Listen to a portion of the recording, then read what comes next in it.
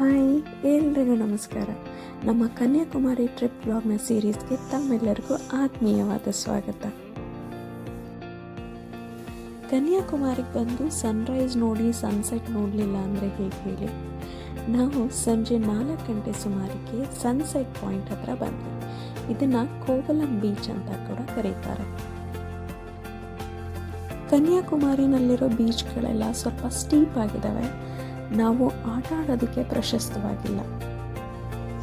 ಬೀಚ್ನಲ್ಲಿ ಸಿಕ್ಕಾಪಟ್ಟೆ ಆಟ ಆಡ್ಬೋದು ಅಂತ ಬಹಳಷ್ಟು ಆಸೆ ಇಟ್ಕೊಂಡು ಬಂದಿದ್ವಿ. ಬಟ್ ತುಂಬ ಸ್ಟೀಪ್ ಆಗಿದ್ದ ಕಾರಣ ಮನೆಯವರು ಯಾರು ನಮ್ಮನ್ನು ಅಷ್ಟು ಆಟ ಆಡೋಕ್ಕೆ ಬಿಡಲಿಲ್ಲ.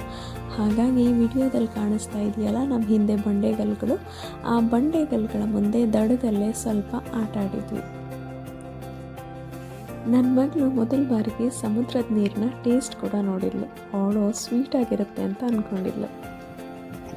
ಹಂಗಲ್ಲ, ಓ ವಾವ್, ಎಷ್ಟು ಫ್ರೆಶ್ ಆಗಿದೆ.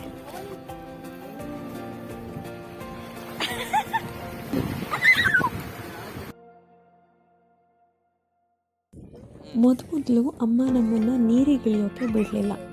ಬಟ್ ಆ ನಂತರ ಡ್ಯಾಡಿ ಬಂದು ನಮ್ಮಿಬ್ಬರೂ ನೀರಿಗೆ ಬಿಟ್ಟರು. ಸಕ್ಕದಾಗಿ ಆಟ ಆಡಿದ್ವಿ. ನಮಗಂತೂ ಮಕ್ಕಳ ಜೊತೆ ಮಕ್ಕಳಾಗಿ ಆಟ ಆಡಿದ್ದು ಬಹಳ ಖುಷಿ ಕೊಡ್ತು.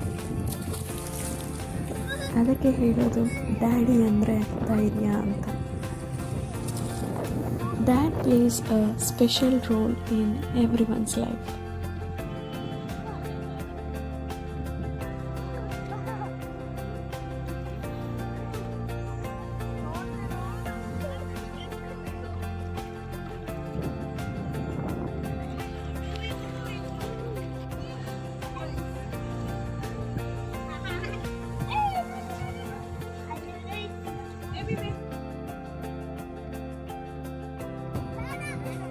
இன்னும் அவளோட வணங்குகிறார்.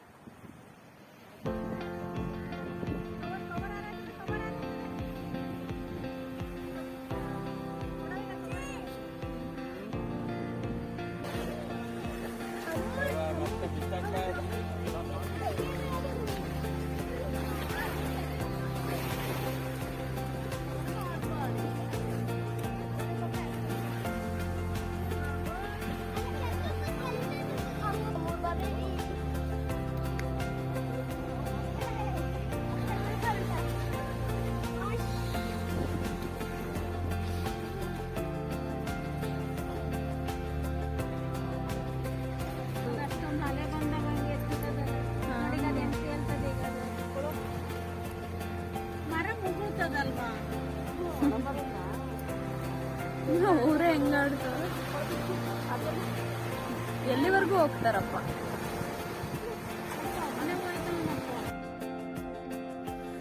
ಅಲ್ಲಿ ಒಬ್ಬರು ಫಿಶರ್ಮ್ಯಾನ್ ಮರದ ತುಂಡುಗಳಿಂದ ದೋಣಿ ಮಾಡಿಕೊಂಡು ಬಲೆಯನ್ನು ಹಾಕೋದಕ್ಕೆ ಹೋಗಿದ್ರು. ಆ ದೃಶ್ಯ ಅಂತೂ ರೋಮಾಂಚನವಾಗಿತ್ತು. ನಿಜವಾಗ್ಲೂ ಅವರಿಗೆ ಹ್ಯಾಟ್ಸ್ ಆಫ್. ಯಾಕೆಂದರೆ ಆ ಅಲೆಗಳ ನಡುವೆ ಆ ಮರದ ತುಂಡಿನ ದೋಣಿಯಲ್ಲಿ ಹೋಗಿ ಬಲೆ ಹಾಕಿ ಬರೋದಿದೆಯಲ್ಲ, ಅದು ಹಿ ಈಸ್ ರಿಯಲಿ ಗ್ರೇಟ್. ಜೀವನ ನಡೆಸೋದಕ್ಕೆ ಜೀವದ ಹಂಗು ತೊರೆದು ಹೇಗೆ ದುಡಿಮೆ ಮಾಡ್ತಾರೆ ನೋಡಿ ಈ ಸಮುದ್ರ ತಾಯಿ ಮಕ್ಕಳು.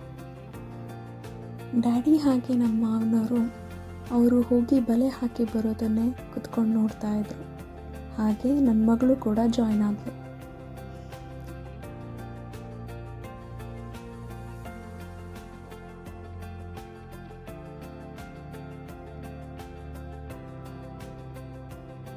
ನಮ್ಮ ಅತ್ತೆಯವರು ಇಷ್ಟು ಫ್ರೆಂಡ್ಲಿ ಆಗಿರ್ತಾರೆ ಅಂತ ನನಗಂತೂ ಗೊತ್ತೇ ಇರಲಿಲ್ಲ. ಅವರು ಕೂಡ ನಮ್ಮ ಹಾಗೆ ಪ್ರತಿ ಮೂಮೆಂಟ್ಸ್ನು ಎಂಜಾಯ್ ಮಾಡ್ತಾರೆ. ಯಾವುದಕ್ಕೂ ಏನಕ್ಕೂ ಬೇಡ ಇಲ್ಲ ಅಂತಿರಲಿಲ್ಲ. ಅಮ್ಮ ಅದು ಮಾಡೋಣ, ಇದು ಮಾಡೋಣ, ಅಲ್ಲಿ ಫೋಟೋ ತಗೊಳ್ಳೋಣ, ಇಲ್ಲಿ ಹೋಗೋಣ ಅಂತ ನಾನು ಸಿಕ್ಕಾಪಟ್ಟೆ ಕರೀತಾ ಇದ್ದೆ. ಬಟ್ ಯಾವುದಕ್ಕೂ ಇಲ್ಲ ಅಂದಲೇ ತುಂಬ ಚೆನ್ನಾಗಿ ಕೋಪ್ರೇಟ್ ಮಾಡ್ತಾಯಿದ್ರು.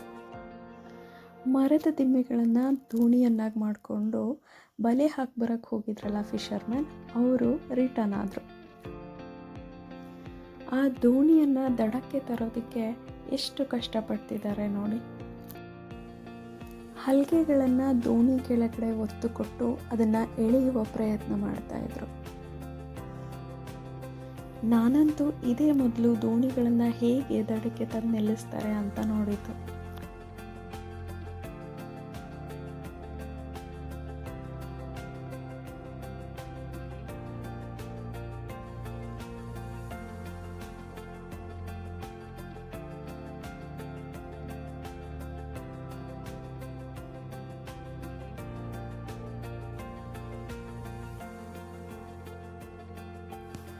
ಅವರು ದೋಣಿ ಎಳೆಯೋದಕ್ಕೆ ಕಷ್ಟಪಡ್ತಿರೋದನ್ನು ನೋಡಿ ಅಲ್ಲೇ ಇದ್ದ ಪಬ್ಲಿಕ್ಸು ಸಹಾಯ ಮಾಡೋದಕ್ಕೆ ಮುಂದಾದರು.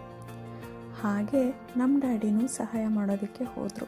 ಹಾಗೆ ಡ್ಯಾಡಿ ಜೊತೆ ನಾನು ಹಾಗೆ ನನ್ನ ಮಗಳು ಕೈ ಜೋಡಿಸಿದ್ವಿ. ಒಬ್ರಿಗೆ ಹೆಲ್ಪ್ ಮಾಡಿದ್ವಿ ಅನ್ನೋ ಖುಷಿ ಸಿಕ್ತು. ಡ್ಯಾಡಿ ಕಾಲಿಗೆ ಏಟು ಮಾಡ್ಕೊಂಡಿದ್ರು. ಆ ಕಾಲಿನ ಏಟು ಇತ್ತೀಚೆಗಷ್ಟೇ ರಿಕವರಿ ಆಗಿತ್ತು. ಹಾಗಾಗಿ ಮತ್ತೆ ಎಲ್ಲಿ ನೋವು ಮಾಡ್ಕೋತಾರೋ ಏಟ್ ಮಾಡ್ಕೋತಾರೋ ಅಂತ ಅಮ್ಮ ಸ್ವಲ್ಪ ಭಯದಿಂದಲೇ ನೋಡ್ತಾ ಇದ್ರು.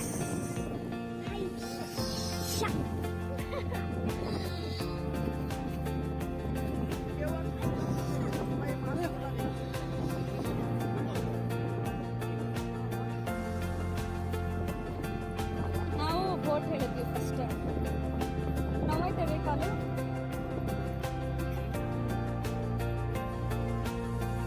ನೋಡಿ ಮರದ ದಿಮ್ಮಿಗಳಿಂದ ಮಾಡಿದಂಥ ಅವರ ಪುಟಾಣಿ ದೋಣಿ ಹೇಗಿದೆ ಅಂತ.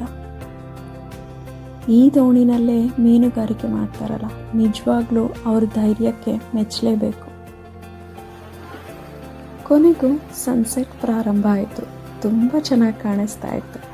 ಸೂರ್ಯ ಸಮುದ್ರದ ಒಳಗಡೆನೆ ಮುಳುಗಿ ಹೋಗ್ತಾ ಇದ್ದಾನೇನೋ ಅಂತ ಅನ್ನಿಸ್ತಾ ಇತ್ತು. ಸನ್ಸೆಟ್ ನೋಡೋದಕ್ಕೆ ಬಹಳ ಜನ ಸೇರಿದರು. ಕ್ಯಾಮ್ರಾಗೆ ಸನ್ಸೆಟ್ ಅಷ್ಟು ನೀಟಾಗಿ ಕಾಣಿಸ್ತಾ ಇರಲಿಲ್ಲ, ಬಟ್ ಇನ್ ರಿಯಲ್ ತುಂಬ ಚೆನ್ನಾಗಿತ್ತು.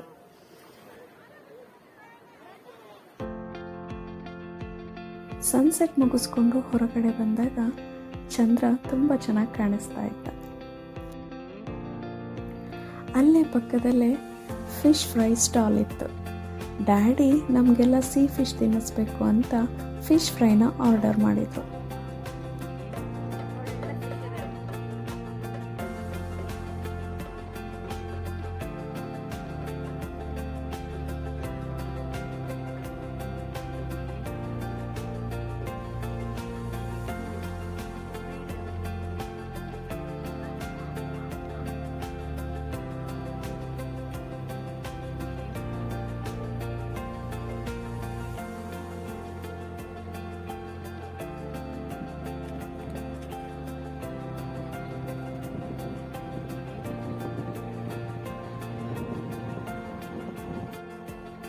ಸಿಕ್ಕಾಪಟ್ಟೆ ವೆರೈಟೀಸ್ ಫಿಶ್ ಇತ್ತು. ಮಸಾಲೆ ಹಾಕಿ ಇಟ್ಟಿದ್ರು. ಕೇಳಿದ ತಕ್ಷಣ ಆನ್ ದ ಸ್ಪಾಟ್ ಫ್ರೈ ಮಾಡಿ ಕೊಡ್ತಾಯಿದ್ರು. ಟೇಸ್ಟು ಕೂಡ ತುಂಬ ಚೆನ್ನಾಗಿತ್ತು. ನಾವೆಲ್ಲ ಪಾರ್ಸಲ್ ಕಟ್ಟಿಸ್ಕೊಂಡು ಹೋಟೆಲ್ ರೂಮ್ಗೆ ಹೋಗಿ ತಿಂದ್ವಿ. ಅಲ್ಲಿ ಸಿಹಿ ಗೆಣಸು ಇಟ್ಟಿದ್ರು. ಹಾಗೆ ನಮಗೂ ಕೂಡ ಟೇಸ್ಟ್ ಮಾಡಿ ನೋಡಿ ಅಂತ ಹೇಳಿದರು. ನಾವೆಲ್ಲ ಸ್ವಲ್ಪ ಸ್ವಲ್ಪ ತಗೊಂಡು ಟೇಸ್ಟ್ ನೋಡಿದ್ವಿ.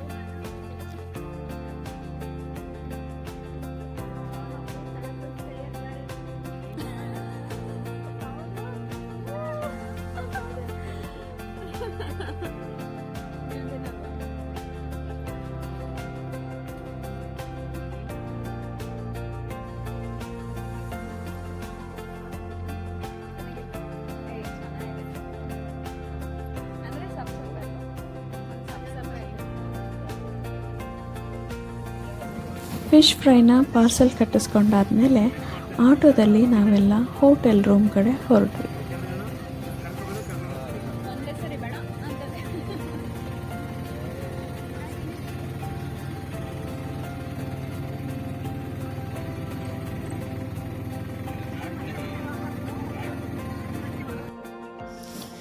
ನಾವಂತೂ ಇವತ್ತು ಬೀಚ್ನಲ್ಲಿ ಸಿಕ್ಕಾಪಟ್ಟೆ ಸಕ್ಕತ್ತಾಗಿ ಎಂಜಾಯ್ ಮಾಡಿದ್ವಿ. ನಮಗೆಲ್ಲ ಒಂಥರ ಸ್ಪೆಷಲ್ ಅನುಭವ ಆಗಿತ್ತು.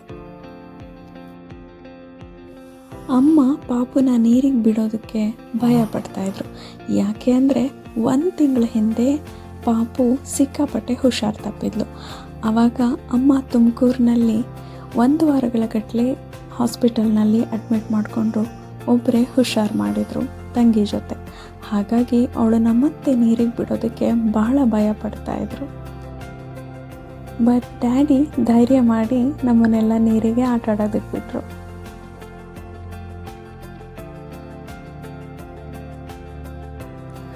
ಹೋಟೆಲ್ ರೂಮ್ಗೆ ಹೋಗಿ ಫ್ರೆಶ್ ಅಪ್ ಆಗಿ ಸ್ನಾನ ಮಾಡಿಕೊಂಡು ನಾನು ನಮ್ಮ ಅತ್ತೆಯವರು ಫಿಶ್ ಫ್ರೈನ ಸಿಕ್ಕಾಪಟ್ಟೆ ಎಂಜಾಯ್ ಮಾಡ್ತಾಯಿದ್ವಿ. ಅಮ್ಮಂಗೆ ಹೊಟ್ಟೆ ನೋವು ಬರುತ್ತೆ ಅಂತ ಫಿಶ್ನ ತಿನ್ನಲಿಲ್ಲ. ನಾನು ನಮ್ಮ ಅತ್ತೆಯವರು ತುಂಬ ಚೆನ್ನಾಗಿ ಎಂಜಾಯ್ ಮಾಡ್ತಾಯಿದ್ವಿ. ಫಿಶ್ ಫ್ರೈ ಅಂತೂ ಸಕ್ಕತ್ತಾಗಿತ್ತು. ಕನ್ಯಾಕುಮಾರಿ ನಮಗೆಲ್ಲ ಸಾಕಷ್ಟು ಮೆಮೊರಿಗಳನ್ನ ಕೊಟ್ಟಂಥ ಪ್ಲೇಸ್. ಅಲ್ಲಿ ಕಳೆದಂಥ ಪ್ರತಿ ಕ್ಷಣವೂ ಅದ್ಭುತವಾಗಿತ್ತು.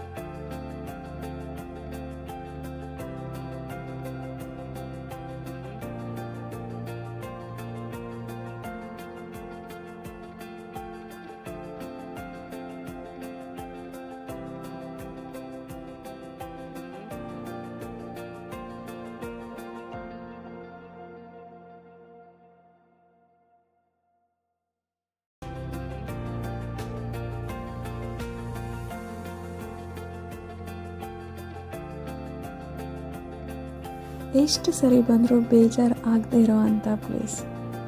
ನಮಗೆಲ್ಲ ಇಷ್ಟು ಖುಷಿ ಕೊಟ್ಟ ಕನ್ಯಾಕುಮಾರಿಗೆ ಒಂದು ದೊಡ್ಡ ಥ್ಯಾಂಕ್ಸ್.